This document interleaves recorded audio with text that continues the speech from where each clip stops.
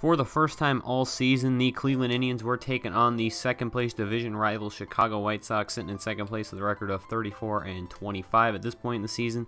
Brian Johnson making his first start of the year, his second MLB start, and he got himself in a jam early. Runners on the corners, and Jose Abreu is going to drive home Emilio Bonifacio with this sacrifice fly. Brian Johnson had a rough time today against the lineup early on, as he let a lot of runners on in the first inning, and Ben Zobrist wouldn't let him get out of it that easily. He drives in another. Adam Eaton scores from second base, and Ben Zobrist has himself an RBI single on the afternoon. One of the members of the Chicago White Sox fully left-handed rotation, John Danks, was on the mound, 6-3 with a 3.07 ERA, and he was having a good day before the third, and Ben Revere would slap that one up the middle, and he would get on first.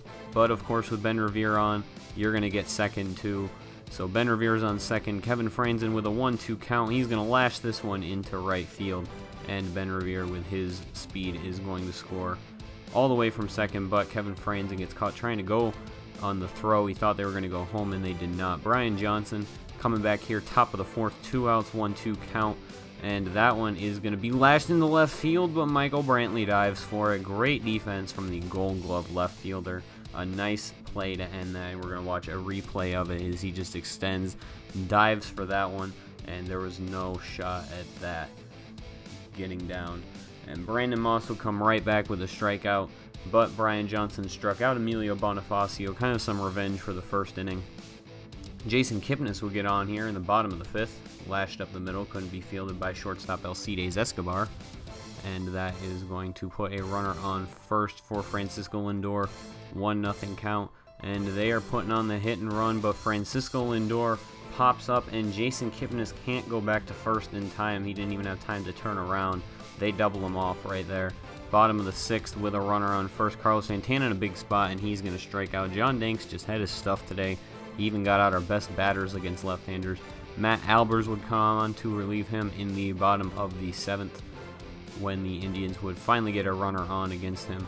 And Jason Kipnis would lash this one, but it's off the head of Matt Albers.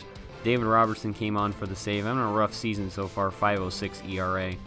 And he is going to be pitching to Carlos Santana. Questionable call right there, but he's called out on strikes. A 3-pitch at bat. Carlos Santana strikes out. David Murphy would come off the bench, pinch hitting, hopefully providing something, but he doesn't even see a pitch, and he just grounds out to the first baseman, Jose Abreu.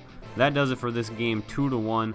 Very, very close game. Could have gone either way the entire time, but the Chicago White Sox come out on top. And the Indians will be making a trip to Chicago, but not to take on the White Sox. They're going to be taking on the crosstown rivals, the Chicago Cubs, and then they'll be facing the Chicago White Sox in Chicago after that as well in another installment. But that's the next edition of Indians Baseball. We'll be broadcasting live from Wrigley. So thank you guys for watching. Hope you enjoyed this episode. Leave a like and sub for some more Indians Baseball.